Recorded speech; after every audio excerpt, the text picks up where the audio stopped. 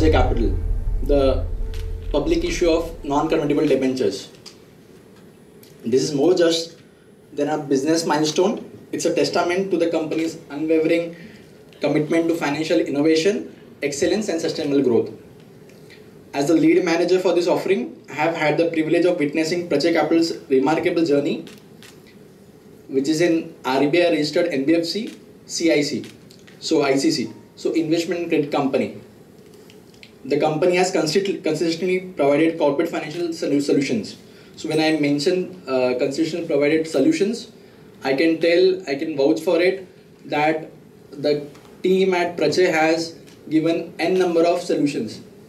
जो सेक्टर में ये लोग काम कर रहे हैं, वहाँ पे इन्होंने कस्टमर ओरिएंटेड बहुत अच्छे प्रोडक्ट्स डिज़ाइन किए हैं and over the years they have segmented काफ़ी सारे प्रोडक्ट्स उन्होंने डिज़ाइन किए हैं ताकि काफ़ी सारा जो फुलफिलमेंट है, रिक्वायरमेंट है, जहाँ पे गैप था वो कंप्लीट हो जाए.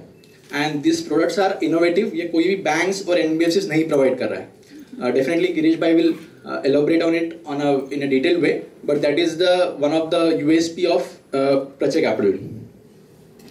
They largely serve to mid and large enterprises, playing a crucial role in fueling business growth and contributing to overall economic development. The decision to move towards public issuance of corporate bond reflects Prajay Capital's commitment to transparency, accountability and the highest standards of corporate governance. When I tell corporate governance or highest standard of corporate governance, I mean it. So during the whole process of IPO of NCDs, हम लोगों ने पूरे Prajay Capital के team के हाथ में काम किया है, बहुत बारीकी से काम किया है, and be it financial due diligence, be it legal due diligence, be it sectoral due diligence, we have worked in depth. Plus हम लोगों ने काफी सारा एरिया બધાને ખબર છે ઇક્વિટી માર્કેટ ગુજરાતી લોક ચલાવે છે પણ ઇન્ડિયાનો કોર્પોરેટ બોન્ડ માર્કેટ ડેવલપ કરવા માટે મને તમારો સાથ જોઈએ. सर इतनी गुजराती सीख के आया था, पहले 3 लाइन में खत्म कर दिया. अभी मैं शांति से आपसे बात करता हूँ. कल मैं सीधे प्रयागराज से इधर आया, वहाँ पर भोले जी का आशीर्वाद लिया और अभी आप लोगों के बीच में हूँ आपका आशीर्वाद लेने के लिए. नई शुरुआत है हमारे लिए. बहुत कम कंपनीज इंडिया में ऐसी रहती है जो कि पब्लिक इशुएंसेस करती है कॉर्पोरेट बॉन्ड मार्केट की. तो ये नई सोच के साथ में हमारी इच्छा है कि भाई हम लोग कुछ अलग करें और इसमें सबका, हमारे हिसाब से हमने ऐसा कुछ बनाया है जिसमें सबका भला है, इन्वेस्टर्स का भला है, जो कंपनीज हमसे पैसा लेगी उनका भला है. तो बहुत ज़रूरी है इंडिया के लिए, अगर हमको नेक्स्ट लेवल पे जाना है तो जो हम आज शुरुआत करने की कोशिश कर रहे हैं ये सफल होए. पहली बार अहमदाबाद आया हूँ, बहुत खुश हूँ कि मैं यहाँ से शुरुआत कर रहा हूँ क्योंकि सच्ची में मैंने जो बोला वो मेरे को ऐसा लगता है कि इंडिया का आधा बिजनेस और इक्विटी मार्केट तो शायद पूरा आप ही लोग चला रहे, तो आपका साथ चाहिए रहेगा इसमें. शुरुआत करने के पहले सर, एनबीएफसी हम लोग शब्द सुनते हैं पर हमको समझ में नहीं आता कि भाई एनबीएफसी है क्या. तो जैसे पहले दो शब्द है ना, उसमें नॉन बैंकिंग, तो वो बताता है कि भाई आप बैंकिंग काम छोड़ के एक फाइनेंस कंपनी के जैसे काम कर सकते हो, आप लोगों से पैसा ले सकते हो और लोगों को पैसा दे सकते हो. तो पैसे के ट्रेडर बोल के हम लोग इसको समझ सकते हैं कि भाई जो पैसे की ट्रेडिंग करता है, एक तरफ से पैसा लेगा एक तरफ से पैसा देगा, उसको फाइनेंशियल इंटरमीडियरी का एक लाइसेंस होता है आरबीआई से. तो एनबीएफसी का वो लाइसेंस हमारे पास में है. सर हमारा मिशन क्या है? हमारा मिशन है इंडिया को 2047 तक वर्ल्ड की सबसे बड़ी इकोनॉमी बनाना. हम लोग इंडियंस, हम लोग oldest civilization in the world है.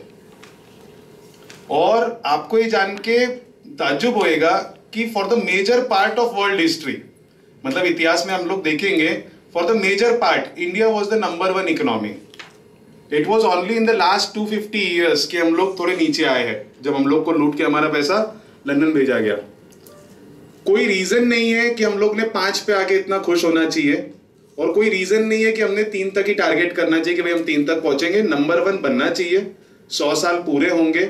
हम लोगों में काबिलियत है, हमारे पास में रिसोर्सेस है. सिर्फ एक चीज की कमी है, वो है पैसा. कुछ लोग हैं जिनके पास में एक्स्ट्रा पैसा है, कुछ लोग हैं जिनके पास में एक्स्ट्रा अपॉर्चुनिटीज है, पर ये जो पैसे का लेन देन है ये इतना फ्रीली ट्रांसपेरेंट नहीं है। तो हम लोग वहां पर चाहते हैं कि भाई प्रचय एज अ ग्रुप हम लोग उस चीज के ऊपर काम करें। सर नया कंपनी नहीं है, 15 साल से मैं इस बिजनेस में हूँ। बाय प्रोफेशन चार्टर्ड अकाउंटेंट हूँ, मैंने सीए के बच्चों को पढ़ाया हुआ है, मैंने प्रैक्टिस की हुई है और जीरो से लेके काम चालू किया हुआ है। बहुत छोटे घर से आता हूँ, मेहनत से अपना काम बनाया हुआ है और आगे भी इसको बड़े लेवल तक पहुंचाने की मेरी इच्छा है।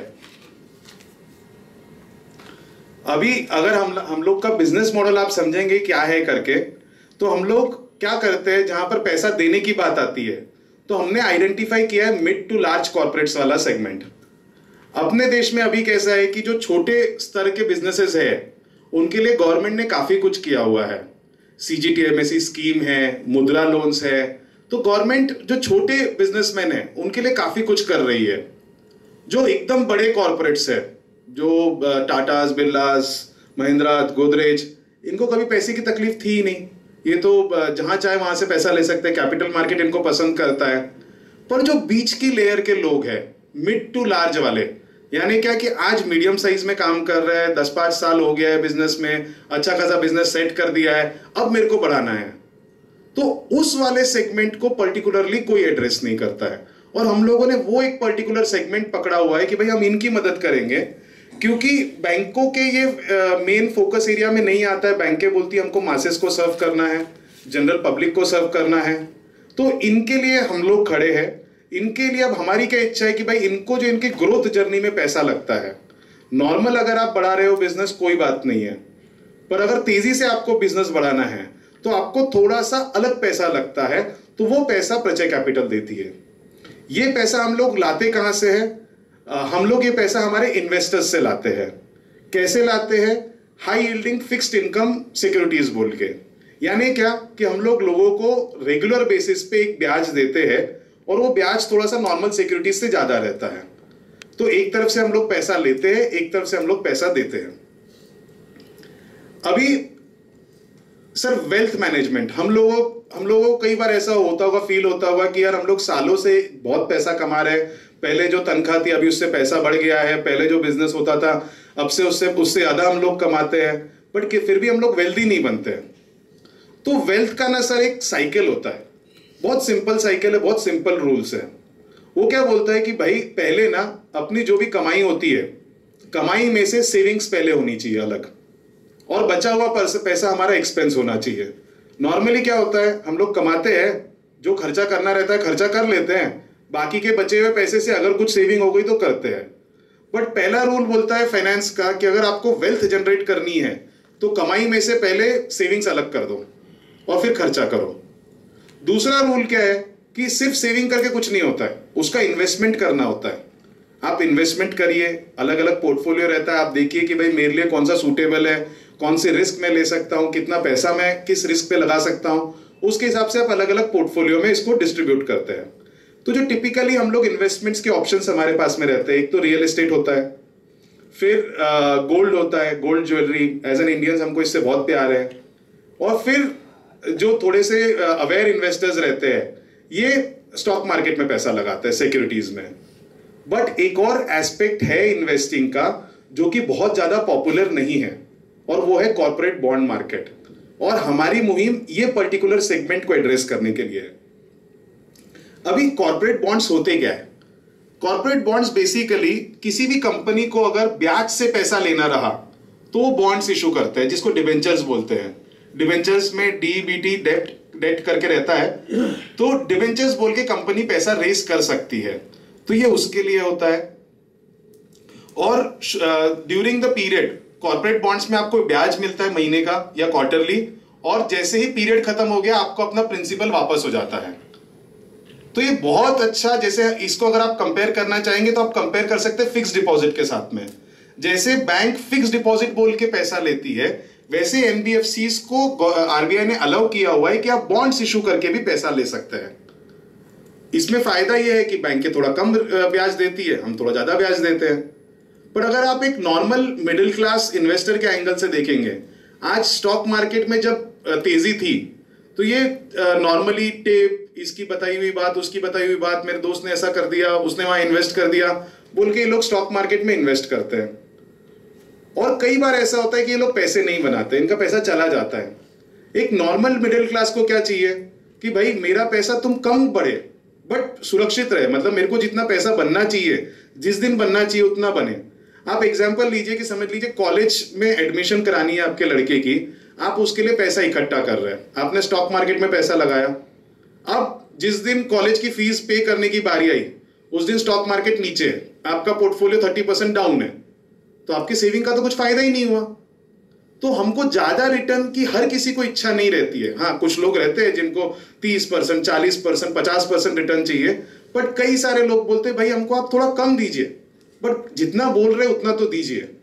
तो ये हमारा कॉर्पोरेट बॉन्ड एग्जैक्टली इस रिक्वायरमेंट को बहुत अच्छे से मीट करता है। अब इंडिया का सर कॉर्पोरेट बॉन्ड मार्केट का अगर हम लोग स्टेटस देखेंगे तो इकोनॉमी यूएस की ऑलरेडी इतनी बड़ी है, उसके बाद में उसका 120% कॉर्पोरेट बॉन्ड मार्केट है जीडीपी का। आप कोरिया का देखेंगे तो 80% है, चाइना का भी 36% है, जबकि चाइना में बहुत बड़ी बड़ी बैंकें हैं, उसके बाद में भी 36% है, हमारे यहां पे 18% है। और बात यहां पे खत्म नहीं होती है, 97% जो इशुएंसेस होते हैं वो टॉप 3 रेटिंग वाली कंपनियां करती है, यानी क्या, AA, AAA- और AAA, यानी बड़े लोग, छोटे लोगों के लिए मार्केट है नहीं। अब पैसा लगाते भी कैसे है, 99.1% प्राइवेट प्लेसमेंट से होता है, यानी पब्लिक के बीच में कभी नहीं आता है, ये कुछ लोगों को बांट देते हैं। तो ये स्टेटस है और ये हमको चेंज करना है। इससे फायदा क्या होगा? पहला फायदा ये होगा कि जैसे जैसे कॉर्पोरेट्स बॉन्ड्स इशू करके पैसा रेज कर पाएंगे उतना उतना उनका बैंकों के ऊपर डिपेंडेंस कम होगा, उन लोग के पास में एक ऑल्टरनेट चैनल डेवलप होएगा कि भाई हम लोग कहीं और से पैसा रेज कर सकते हैं। दूसरा चीज और बहुत जरूरी है कि हमारे इन्वेस्टमेंट्स डायरेक्टली धंधे में लगे। सर बहुत छोटी सी चीज है, जो सेकेंडरी मार्केट इतना हमारा बढ़ रहा था, क्या आपको कभी ऐसा लगा कि जमीनी स्तर के ऊपर इससे कुछ फर्क आया? ये हाइपोथेटिकल वेल्थ है, कभी ऊपर जाएगा कभी नीचे जाएगा। सेकेंडरी मार्केट में क्या कंपनी के पास पैसा जाता है? नहीं, आईपीओ हुआ तो कंपनी के पास पैसा जाएगा, यानी कंपनी उसको प्लान सेट करने में, लोगों को एम्प्लॉयमेंट देने में इन्वेस्ट करेगी। तो इसीलिए ये मार्केट अगर डेवलप होता है तो डायरेक्टली धंधे में पैसा लगेगा, जो कि जरूरी है, जिससे कि इकोनॉमी बढ़ेगी।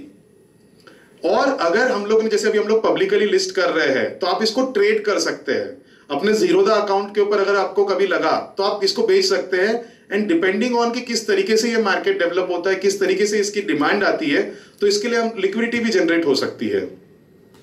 फ्रीली ट्रांसफरेबल रहता है, एफडी जैसा नहीं कि मैं तोड़ने गया तो बैंक ने 1-2% काट लिया, आप स्टॉक मार्केट पे जाके बेच दीजिए। और ट्रांसपेरेंसी होती है डेट रिकवरी की। आज देखिए कि हमारे यहां पर जब डेट खराब होता है बैंकों का, तो कितनी बड़ी साइकिल है आईबीसी की, वहां पर क्या क्या हो रहा है। यहां पर क्या होएगा, अगर लोन खराब हुआ तो आप 1 रुपए का लोन 75 पैसे में काट दीजिए, आज आपको पैसा आ जाएगा। फिर जो बंदा बॉन्ड लेगा वो रिकवरी में चले जाएगा।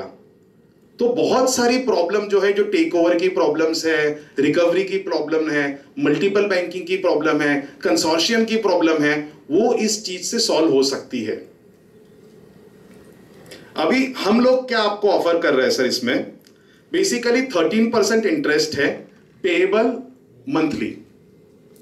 अगर मैं बाकी स्टॉक मार्केट के जैसे इसको बताना चाहूं तो इसको एनुअलाइज्ड 13.8% बोलते हैं।